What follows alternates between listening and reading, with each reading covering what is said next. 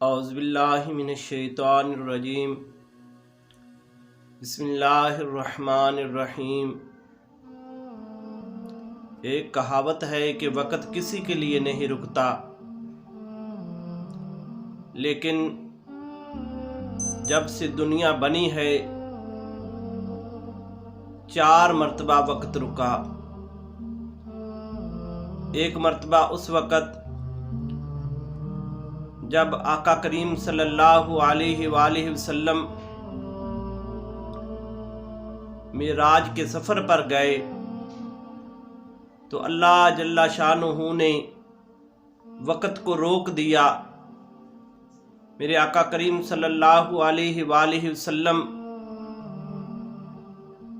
حرم کعبہ سے آپ بیت المقدس گئے، بیت المقدس سے پھر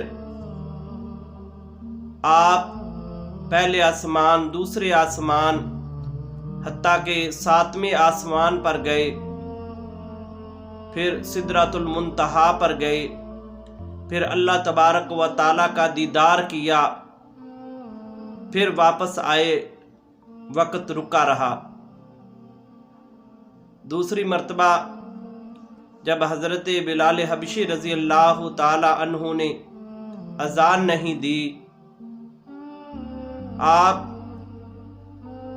اشہادو کی جگہ اشہادو پڑھتے تھے، تو کچھ لوگوں نے اعتراض کیا تو کسی اور صحابی نے اذان پڑھ دی۔ تو لکھا ہے کہ بلال حبشی نے اذان نہیں دی تو اللہ تبارک و تعالیٰ نے وقت کو روک دیا۔ پھر جب حضرت بلال حبشی نے اذان پڑھی تو پھر وقت چلا۔ اور تیسری مرتبہ جب سیدہ کائنات حضرت امام حسن، حضرت امام حسین علیہ السلام کی والدہ ماجدہ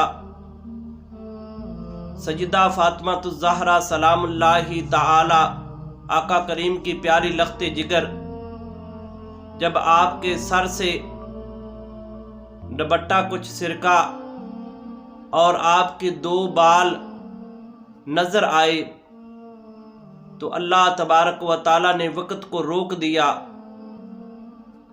اور چوتھی مرتبہ حدیث مبارکہ میں آتا ہے کہ کسی جنگ کے موقع پر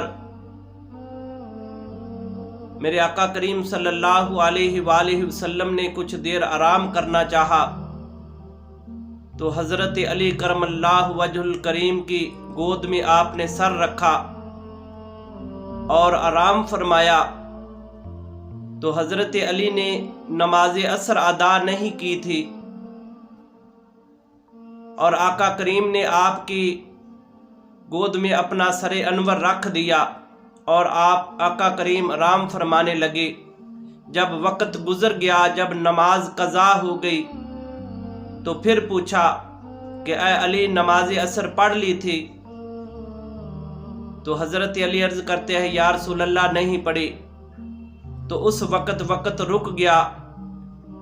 حدیث پاک میں آتا ہے، صحابہ اکرام فرماتے ہیں ایک دفعہ ہم نے پھر مغرب کے وقت دوبارہ سورج کو عصر کے وقت آتے ہوئے دیکھا اور حضرت علی رضی اللہ تعالی عنہ نے نماز عصر کو ادا کیا۔ 4 دفعہ وقت رکا۔ یہ میرے آقا کریم صلی اللہ علیہ وآلہ وسلم کے دور مبارک میں رکا۔ کیا شان ہے میرے آقا کریم صلی اللہ علیہ وآلہ وسلم کی۔ دوستو، اگر ہماری ویڈیو اچھی لگے تو اس کو شیئر کرنا اور ہمارے چینل کو سبسکرائب کرنا۔